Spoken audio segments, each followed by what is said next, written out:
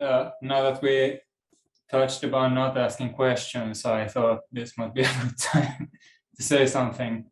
I didn't ask anything for a really long time, and I mean, I cannot deny that there's this element of trying to keep my distance, you know.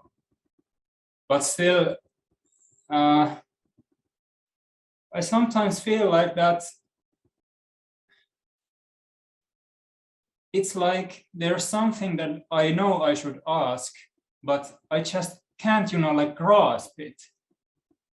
And one problem I've been with this teaching, well, it's also relative. I don't know what's a long time and what's not, but still, like, I've heard you talk a lot. And whenever I start thinking that, okay, this may be something relevant to me, then I start feeling like you have already like answered this in so many situations, and sometimes giving even opposite answers to different listeners. And then all that knowledge comes to me, and then I'm like, okay, I've heard this. Does it mean I should know this already? And now, if I ask, am I just like, shouldn't I already know, you know? There's a subtle conceit here. I know it. If I extend this further, then all the knowledge actually pre-exists within us, so there should have been no reason in the moralistic sense to even hear the answer for the first time. Now, you know, the self says it has been answered before, so why do I need to ask again?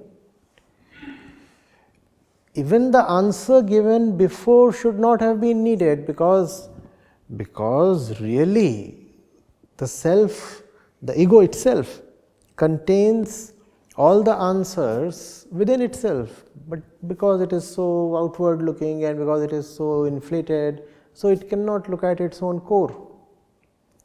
Right? So, such kind of moralistic hesitation is really not needed. Yes, I might have answered it 5 or 50 times earlier, but yeah, that's very little effort compared to what is needed to drive the point home. So maybe +1, maybe then again +1.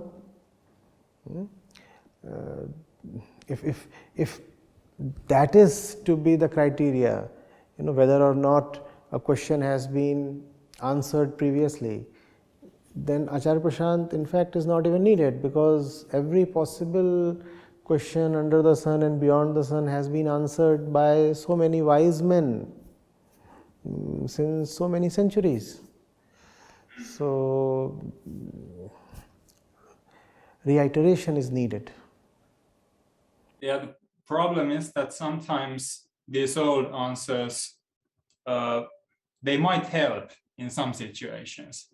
And I feel that, I know this might be a bit stupid of me, but I have this really deep-seated thing that I should be able to figure stuff out a lot, like on my own.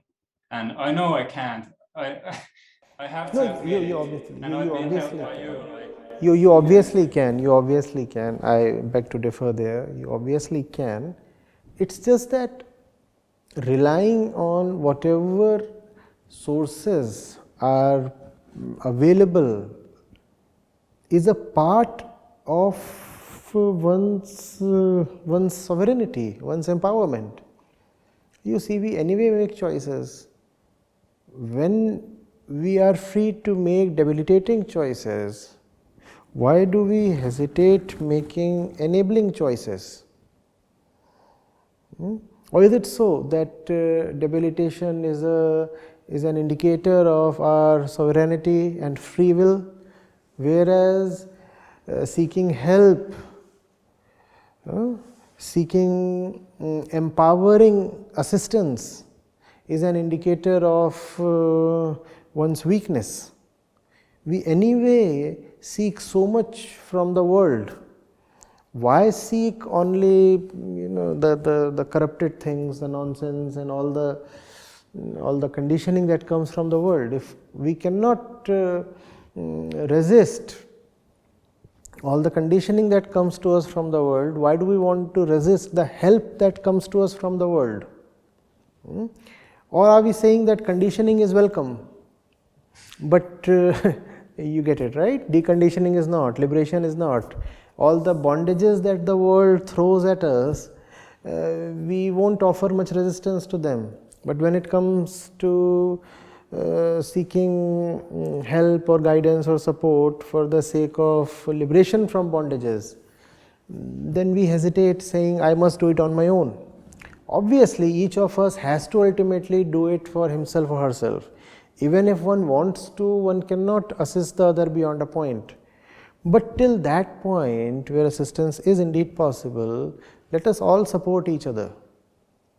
It's not a question of 5 people depending on one person or something. Remember, we are all in it together. It's not possible that a few sink and the others swim through. Yeah, it's a problem, maybe also because I've been spending most of my time alone during this past few years. It's been a good thing, but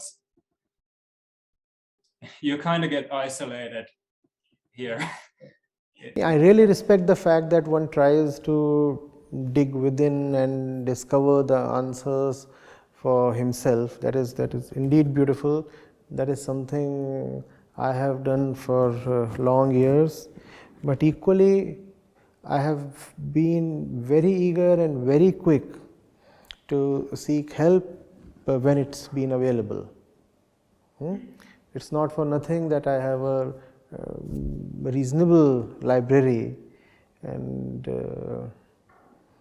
even now when I just want to get centered a little, I spend time alone in my study. I'm with the books. In fact, I carry them more than I read them. So wherever I go, I have a couple of them accompanying me, and then there are days when I go through parts of them. It's beautiful, and I know I'll need them irrespective of where I reach in terms of all the blah blah. Hey, can you estimate how many books have you read in your life? Not too many, really. Not sure. The number in my library is nearing 2000, might be. Oh, that's pretty good. With all humility, if I, to be honest, I would not have still read around at least a quarter of them. So that puts it at 1500, and add maybe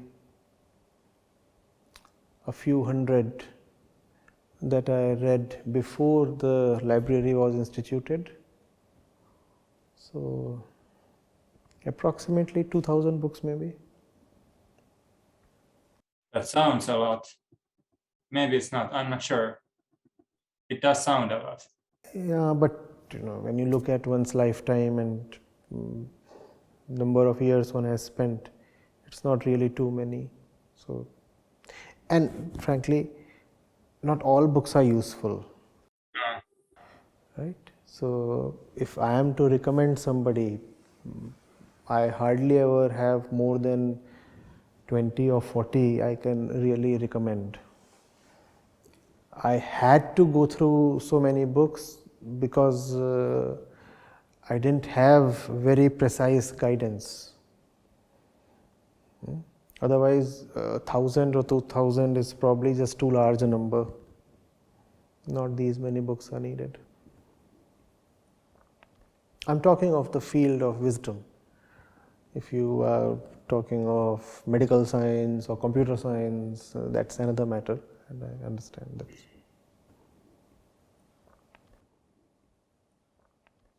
that. I will say one last thing. We have had like book recommendations from you in the, what's it called, AP circle. I would love to have more, like just Okay. books. It would be really nice. We will do that. In fact, the fellow who is supposed to make the recommendations is sitting right here. Okay, nice. 1.5 meters behind the screen. So, and You're at the right place then. so I suppose this will be immediately acted on. And book recommendations are something everybody. The only problem there is, as I said, there are not too many books we can recommend. Equally, there are books that are useful only in specific parts. So it sometimes becomes a dilemma whether or not to recommend. Because if one recommends and it's a 550 page book, and I know that only some 15-20 parts or a few things that I happen to highlight and underline are important, and I impose the entire 550 pages on somebody, I fear it's a wastage of time. So that quandary is there. We'll resolve it somehow. We'll resolve it. Very good. Yeah. Thanks for the suggestion.